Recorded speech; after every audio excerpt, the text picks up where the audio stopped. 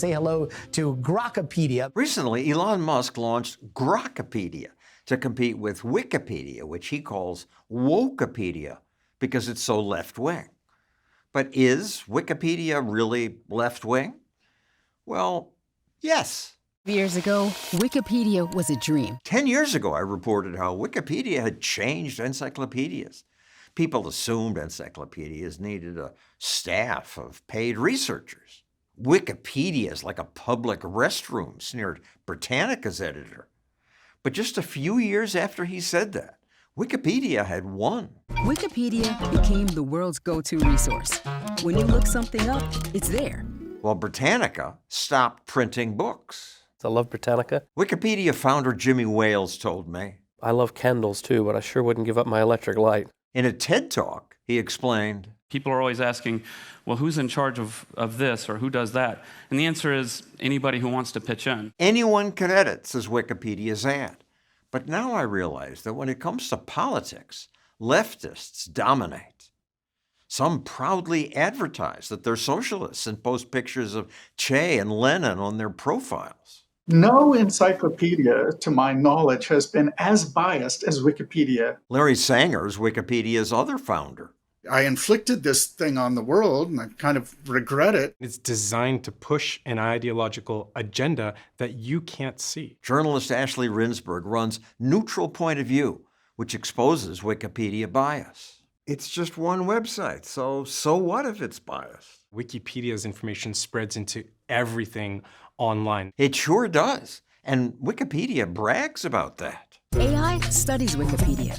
Search engines copy it. Your smart speaker whispers it back to you. ChatGPT, every other frontier AI model, onto Google, onto your phone, Siri and Alexa, when you ask a question, it is all Wikipedia. It has become the ground truth for information online against which other claims and statements get compared to be considered true or false. Wikipedia brags about that, too. Here's what I found on Wikipedia.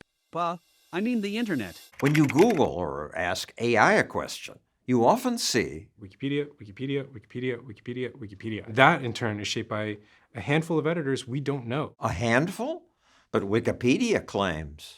When AI uses information from Wikipedia, it's drawing on knowledge created by millions of people. At the end of the day, it's a few thousand powerful editors who are determining what gets counted as information on the most important topics. And those editors sure hate Donald Trump.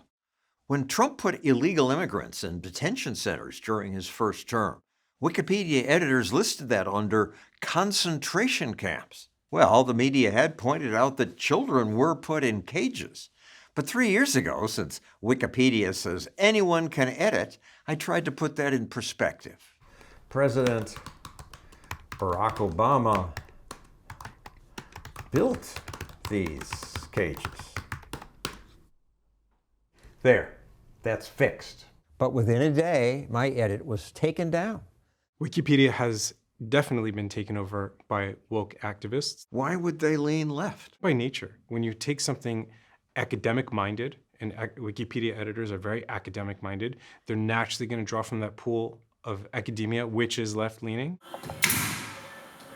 People on the right are more likely to earn their living building things or farming, fishing, serving in police and military organizations. People on the left are more likely to be academics, reporters, lawyers, people who write for a living.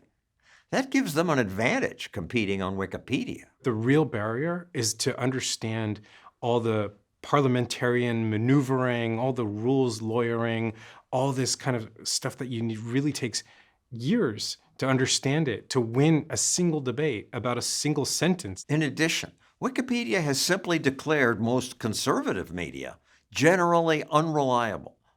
That means editors should not cite Fox News, The Federalist, The Daily Wire, The New York Post. By contrast, Wikipedia not only calls CNN reliable, it deems MSNBC, Vox, Slate, The Nation, and Mother Jones reliable. If you're a leftist, that's what you think. They consider Fox in their bones to be unreliable, never to be used on variety of important topics. And Fox is unreliable sometimes. But so is MSNBC and CNN. And the New York Times and any other rated reliable website or news outlet that's listed. However, MSNBC, The Nation, or Mother Jones, however far left you go, it's still going to be considered generally reliable. This is also true with Al Jazeera, which is a Qatari-controlled outlet, considered to be generally reliable, that gives it a higher ranking in the reliability rating than many American conservative news outlets which have proper editorial structure and accountability. Wikipedia's bias is also revealed in their choice of subjects. After the murder of this Ukrainian refugee, a grisly stabbing in Charlotte, North Carolina, Wikipedia editors wanted this article about her deleted, arguing that the topic may not meet Wikipedia's notability guideline.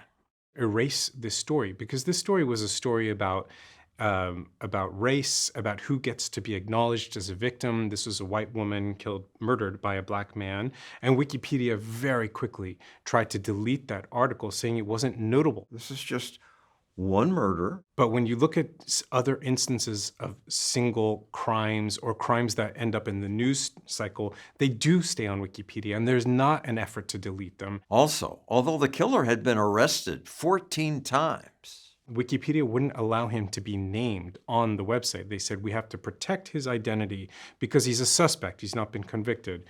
Fair enough. The problem is when you look at another case on the right. A 17-year-old from a neighboring state is now under arrest tonight, accused of firing on demonstrators. Kyle Rittenhouse, who was a minor, they named him dozens of times. And Rittenhouse has never been convicted. But Wikipedia had no problem putting his name out there for the world. And people point out the unfairness and inconsistency, but nothing changes. There is a point where public pressure and the culture actually does sway Wikipedia. Irina Zarutska is a good example because there was an outcry about this, and eventually Wikipedia did allow that article to stay. But on a whole, you're absolutely right. Nothing changes. Another example of Wikipedia bias from the Israel-Palestine conflict. You say pro-Hamas editors push propaganda. 40 or so editors, who I call the Gang of 40, they've made 1 million edits to 10,000 articles. They're removing mentions of terror attacks by Hezbollah and Hamas. This is a systematic, coordinated effort. Right before the presidential election, Wikipedia created a page called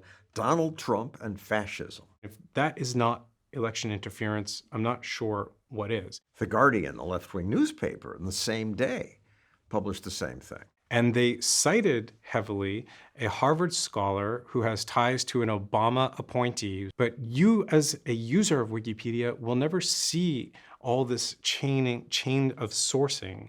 You just see the final product. So you don't know where this came from. You don't know if it was a Marxist scholar. You just see what you see on Wikipedia on the surface. They called him first a fascist, and then they sort of evolved the messaging to call him an authoritarian. But isn't that fair? The problem is that on Wikipedia, you only get one side of it. The worldview presented doesn't allow for other perspectives to be included in what you're reading about some of the most important topics of today. If you look up Fidel Castro's successor, who repressed Cuba for years, you don't get authoritarian. Not one mention of the term authoritarian on Raul Castro. There's not one mention of the word authoritarian on the entry for Ayatollah Khomeini. At least on the leader of China's page, Wikipedia does say some foreign diplomats consider him to be an authoritarian, or they don't really make the claim, certainly not in the way that they're making about Trump. Rindsberg says that's because Chinese government censors flood the site.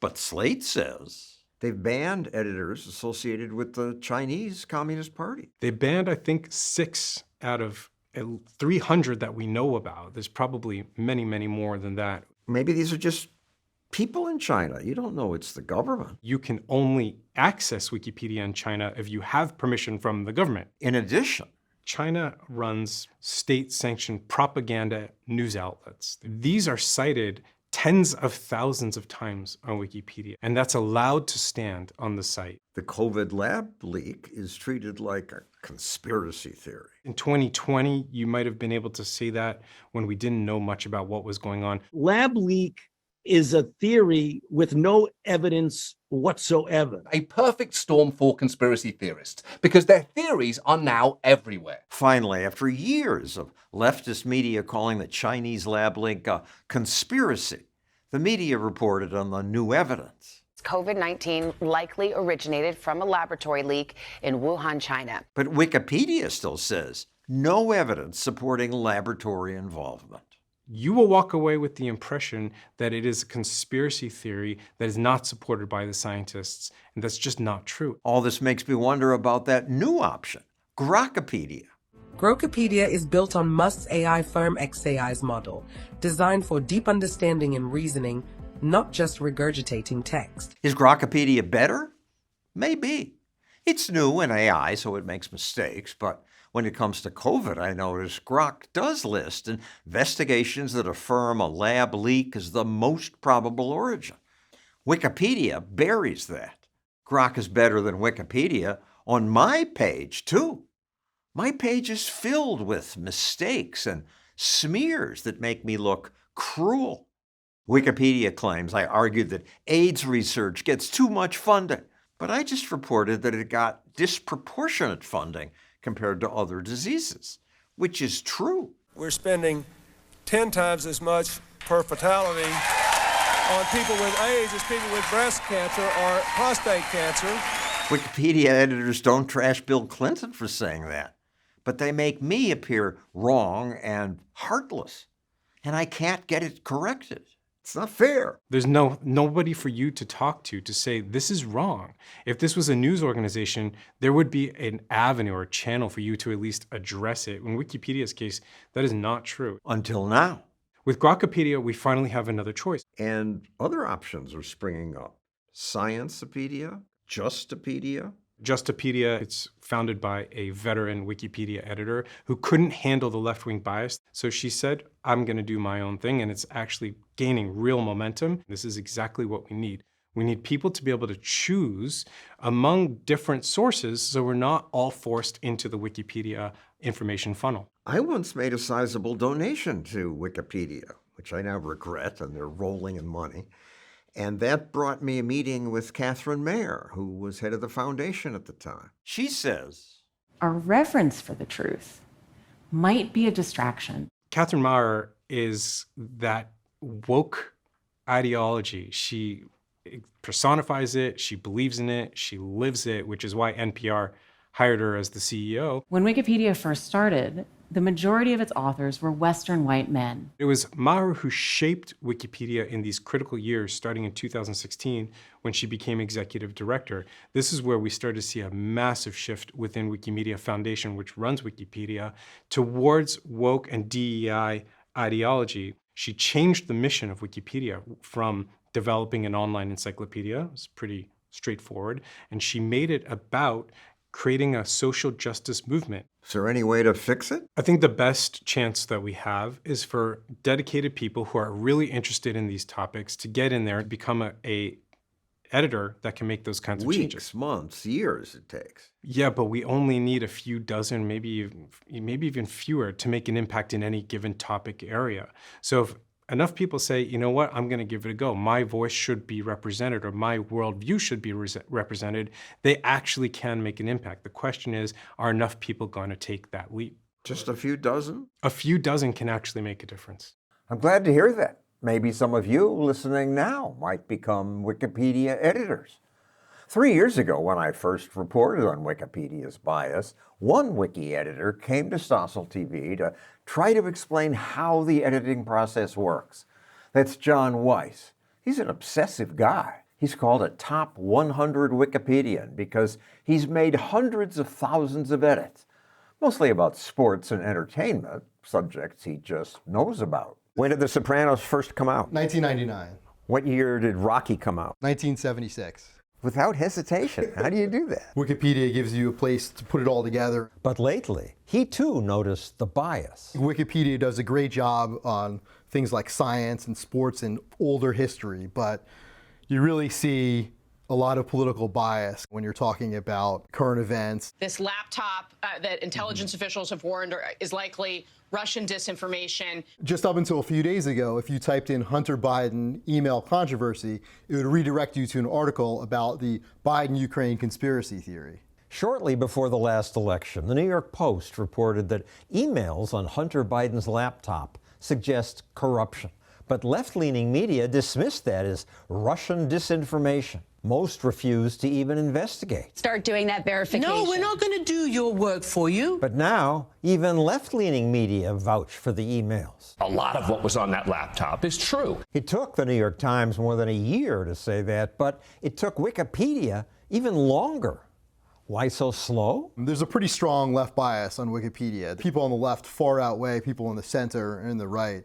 And people on the left tend to get a lot more protection from administrators. The administrators are special editors who've been given the power to overrule other editors and make final decisions. You would hope that these people would be some of the most principled, impartial people, but there's a lot of people who are pretty left, even openly socialist and Marxist. What's your political bias? I'm a centrist. I've never really strongly identified with either political party. Weiss is no conservative. In presidential races, he's voted for Gore, Nader, and Obama, never for a Republican. But he still objects to Wikipedia's new bias. For example, on these socialism and communism pages, for years there was no mention of the millions killed by socialism and communism. None. And even now, deep in the article, it's kind of treated as something of an arcane academic debate, but we're talking about mass murder. You'll get kind of rose-colored discussions about how poverty improved under communism. Poverty was improved?